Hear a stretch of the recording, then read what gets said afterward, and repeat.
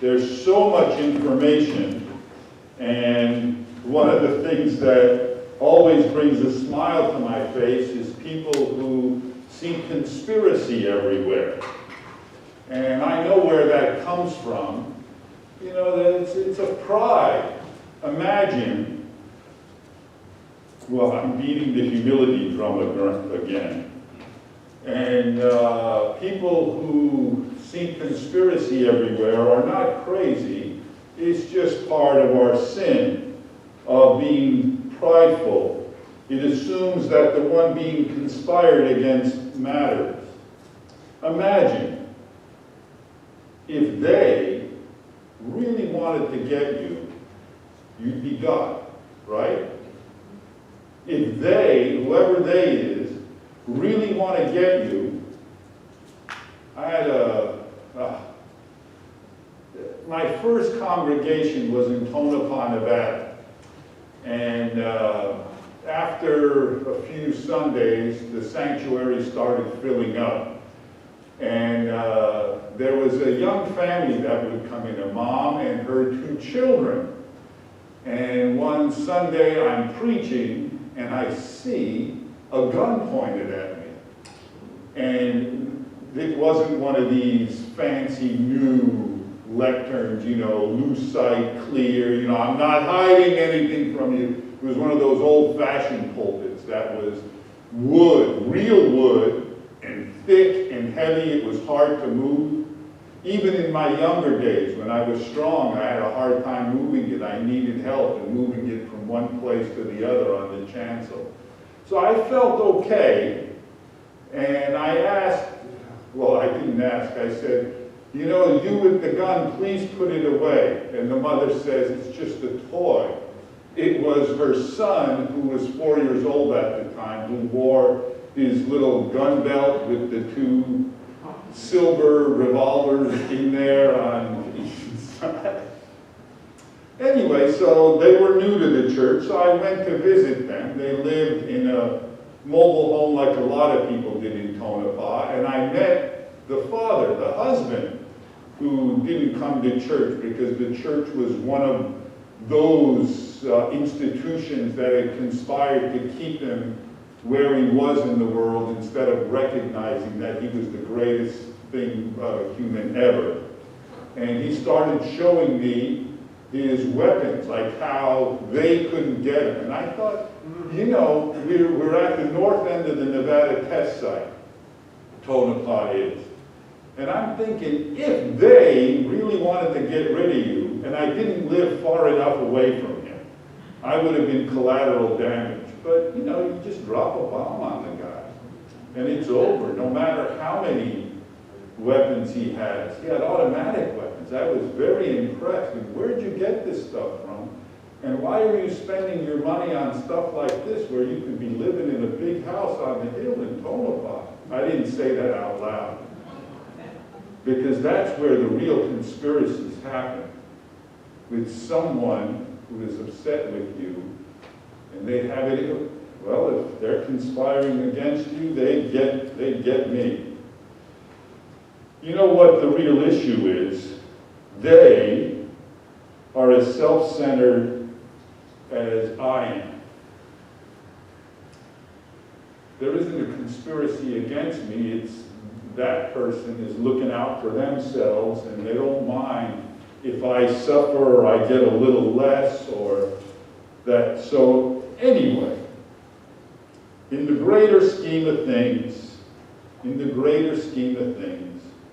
Aragökvision doesn't matter all that much. I admitted last Sunday that the president doesn't call me and ask my opinion on what the direction our nation should go.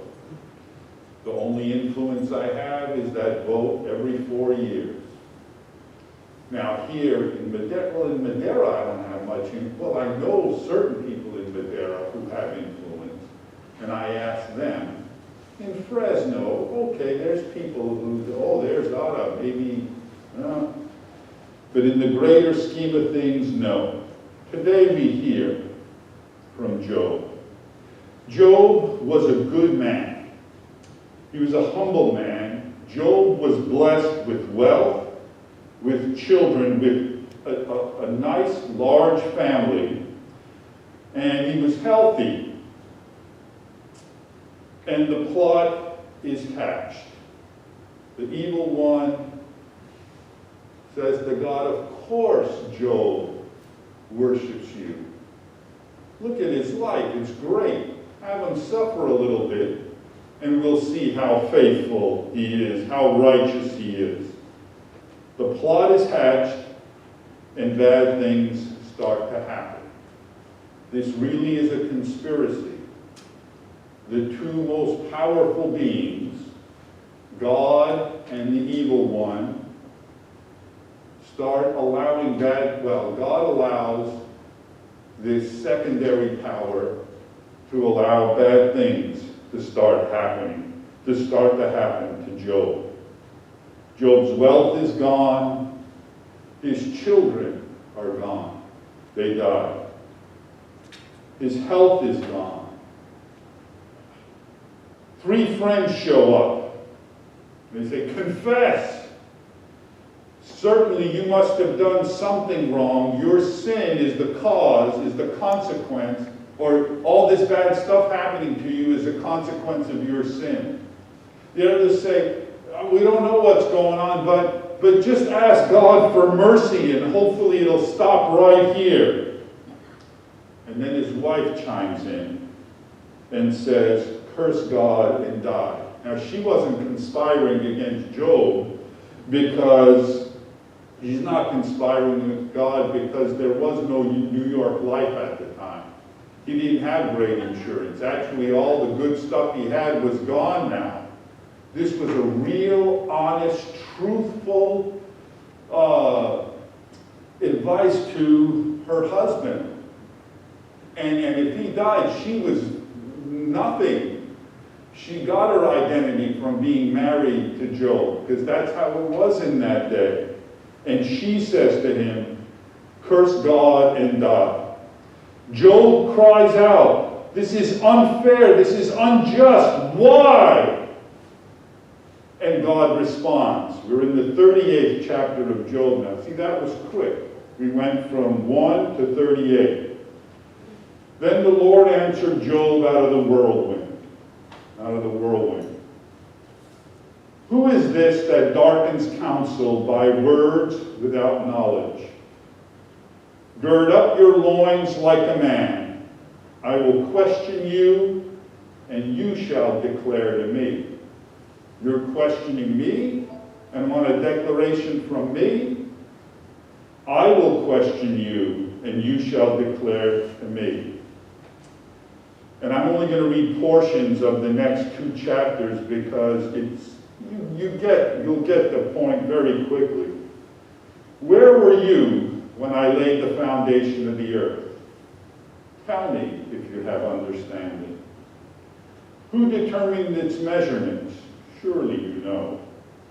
Or who stretched the line upon it? On what were its bases sunk? Who laid its cornerstone when the morning stars sang together and all the heavenly beings shouted for joy?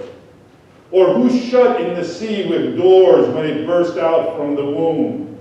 When I made the cloud its garment and its thick darkness its swaddling band, and prescribed bounds for it, and set bars and doors, and said, thus far shall you come and no farther, and here shall your proud waves be stopped.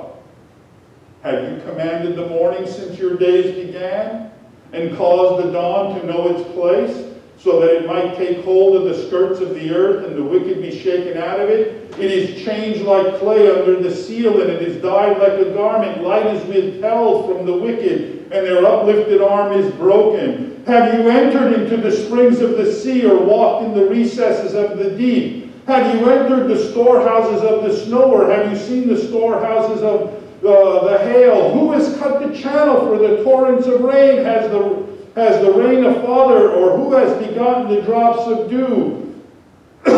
Excuse me. Can you lift up your voice to the clouds, so that a flood of waters may cover you? Can you send forth lightning, so that they may go and say to you, here we are?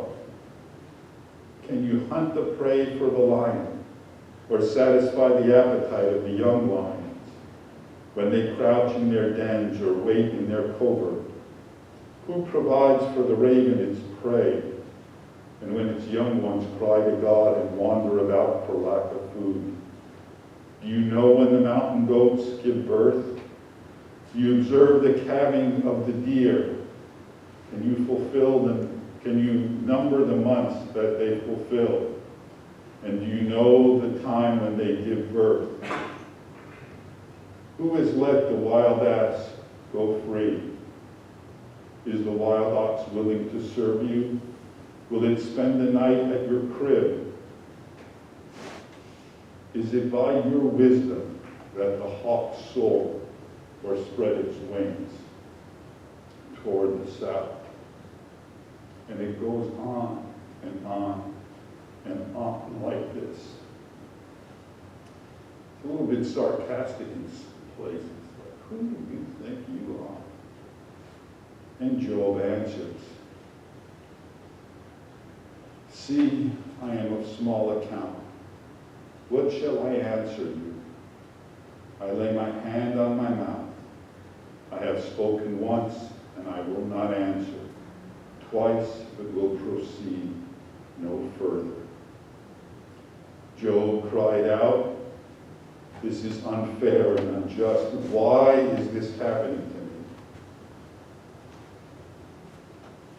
me? And the answer comes, I am God and you're not. It's hard for us because life really is unfair. And you know, we're on the winning side. How many of you were born in the United States of America? See, you were just lucky. My parents were smart. They came here by choice. But here we are. We live exalted lives. And yet, there's a certain dissatisfaction that affects so many of us. In the greater scheme of things, we want to matter a little more. We want people to notice. But here we are, living these exalted lives. We live better than kings and queens did 4 centuries ago. You have running water in your house. You have indoor plumbing. How many of us have air conditioning in our homes? I do. Like I'm like God inside the 4 walls of my house. It's 82 degrees. Watch this. Well, I don't turn the knob anymore. But I say, let it be 78. And in about 20 minutes, lo and behold, it's 78 degrees. So it's easy to understand how we can commit the sin of pride so easily where we are, being who we are, citizens of a nation with a thriving economy, people who live at the beginning of the 21st century. Some of you remember back when you were tethered to your phone, right? There was a line that was attached to the wall, and there were wires that went through the wall outside. And that was the only way you could communicate with people that you didn't see. And now we are untethered, but tethered in a different kind of way.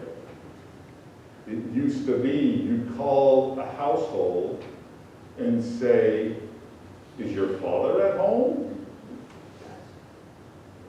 No, he's out right now. He's in the backyard. He's working. He said, don't bother him. Now, I call, Dave. Yes, Pastor. And I can feel across that great distance I'm calling Dave. I sense the muscles tightening in the back of his neck. What's he going to ask me to do now? Well, Dave never feels that way. Keith feels that way.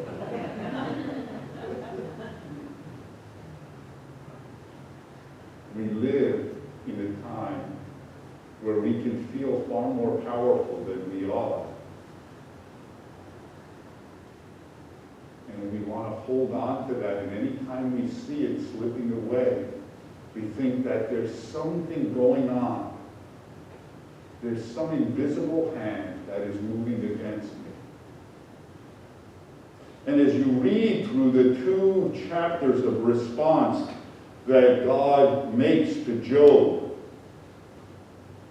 we see that life isn't fair. Life just moves according to this rhythm, and sometimes we are affected in a positive way from it, and sometimes in a negative way. In the greater scheme of things, we have to remember our place. So in the smaller scheme, we matter, don't we? You pull into the parking lot, you step out of your car, and someone smiles and says, "Oh, it's so good to see you." If you weren't here last Sunday and you're here this, "Oh, I'm so glad you're back. I'm glad everything is okay." Or if you aren't here, we ask those who are closer to you, "Is everything all right?" We do matter to one another. We matter because we are loved and because we love. Life is not fair. If you're over 70 years old, you're a winner. If you live in the United States of America, you're a winner. And yet, there's still this thing of, it really isn't fair, but to make it fair, to work for justice may mean that I have to give up a little more than what no, we aren't going to consider that. One of the great messages from the 38th and 39th chapter of Job is that in the greatest scheme, we do matter.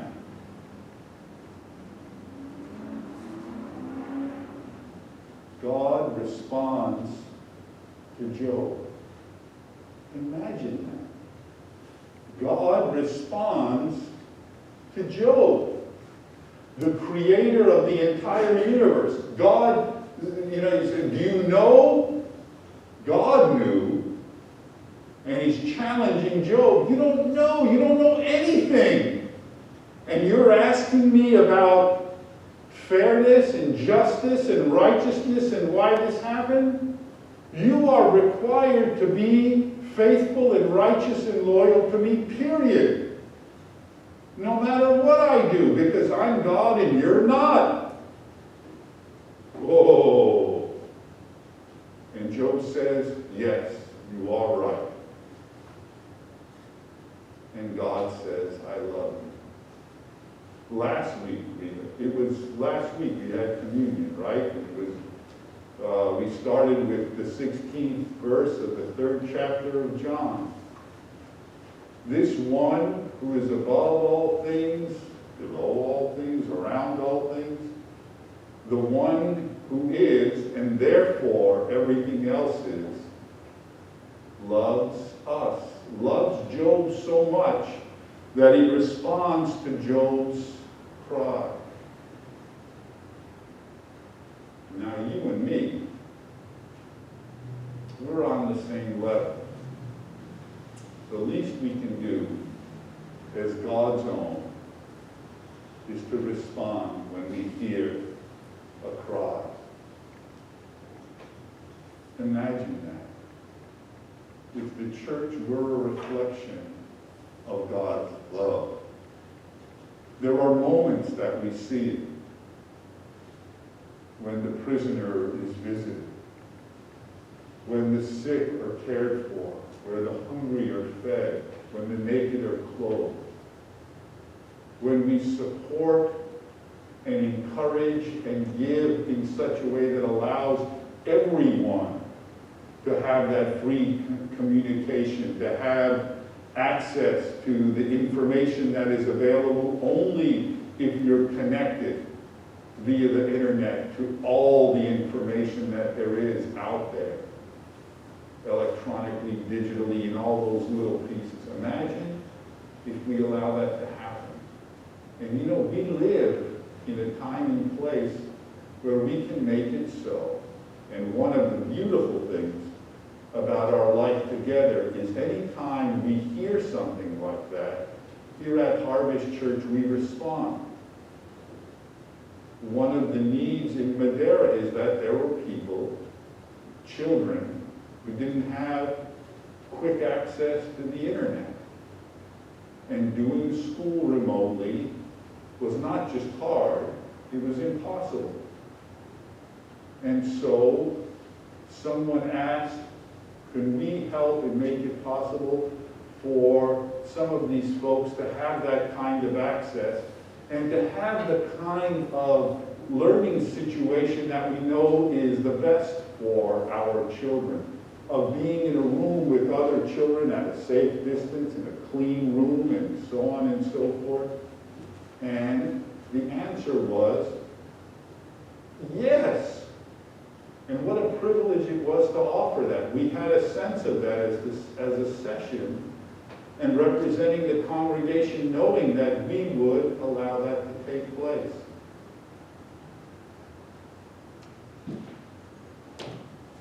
Job had everything, and then he had nothing. And he asked, why? Why did this happen? I didn't change. What changed in the world? If we look back at our lives, I tell people, things fall, for me, have fallen in the right place and time. I was born at the right time. I bought a house at the right time. I didn't know. I'm not a real estate genius. I just bought it at the right time in Las Vegas, and all of a sudden, before I knew it, I had a net worth, and I was shocked by that, because that was never my intention. And I moved to Fresno, and the same kind of things happened at the right time, and I thank God for it. And then I feel the weight of responsibility of using the gifts and the resources God has given me for the glory of God and for the good of God's creation.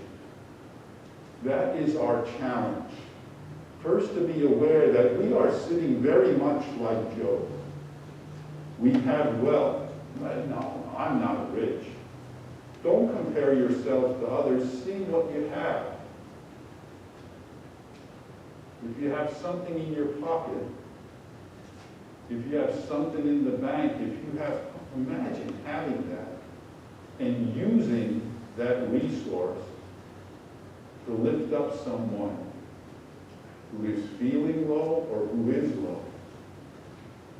One of the exciting things that's happening in the Valley right now is that there is a serious move, for whatever reason. We don't have to think of, oh, well, it's a selfish act, but we have all these homeless people living in tents in very conspicuous places, like on 41. It's beautiful, the little banks around 41 and 99 and 180 and all that in the Fresno area.